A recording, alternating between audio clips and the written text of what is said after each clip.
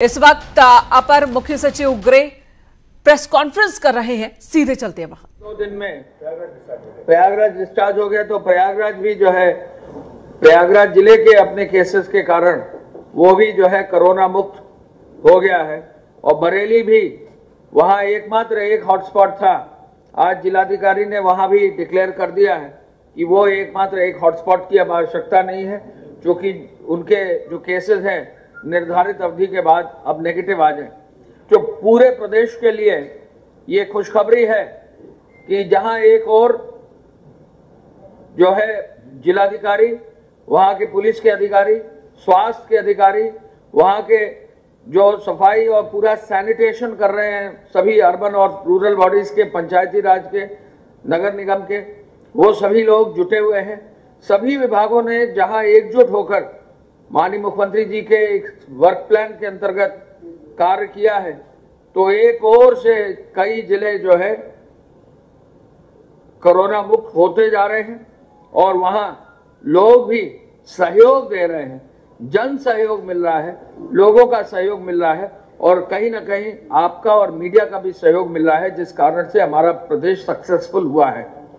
कल आपने देखा भारत सरकार ने ये डिक्लेयर किया है कि जो नेशनल एवरेज है कोरोना का और उसके स्प्रेड का डिटेल प्रमुख सचिव देंगे, लेकिन नेशनल एवरेज में भी यूपी अच्छे स्थान पर है। यूपी पूरे विश्व में 5 बड़े देशों के जनसंख्या के बराबर है, लेकिन यूपी में अभी भी केसेस की संख्या कम है और ग्रोथ रेट भी कम है। दोनों ही जो है संख्या भी कम है, ग्रोथ रेट भी कम है, डेथ रेट भी कम है और जो लोग स्वस्थ होकर निकल रहे हैं वो संख्या भी शुरू हो गई है।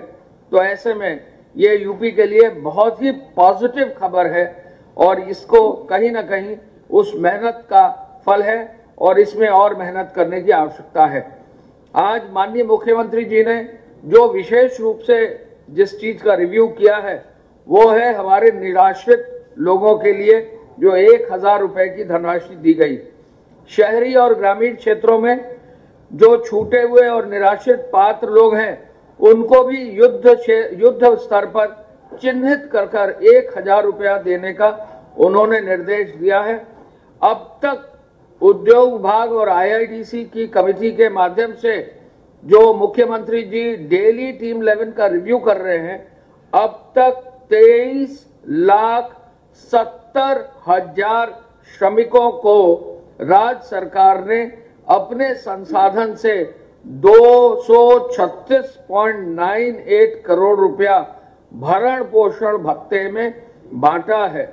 236 करोड़ 98 लाख 23,70,000 से अधिक व्यक्तियों को बांटा है।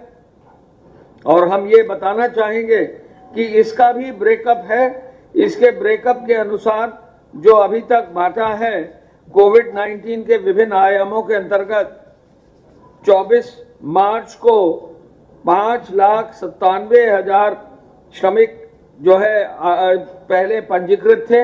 अब ये बढ़कर निर्माण श्रमिकों की संख्या 13,51,000 हो गई है, यानी 135.10 करोड़ निर्माण श्रमिकों को बैंकों में दिया गया है। शहरी क्षेत्रों में ठेला, खोंचा, रेहड़ी लगाने वाले, रिक्शा, ई रिक्शा चालक, पल्लेदार, रेलवे के कुली भी हैं जो अभी जो है कोई उनकी आमदनी नहीं है, दिहाड़ी मजदूर और भी इस तरह के लोग हैं शहरी क्षेत्र में, उनको 1000 रुपया धनराशि दी गई है। वो भी लगभग 5,82,000 श्रमिकों को 58.19 करोड़ दिया गया है।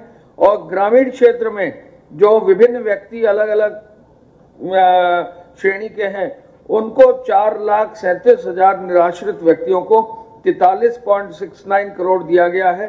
तो सब मिलाकर 23,70,000 श्रमिकों को लगभग 236 या 237 करोड़ रुपए की धनराशि बांटी गई है।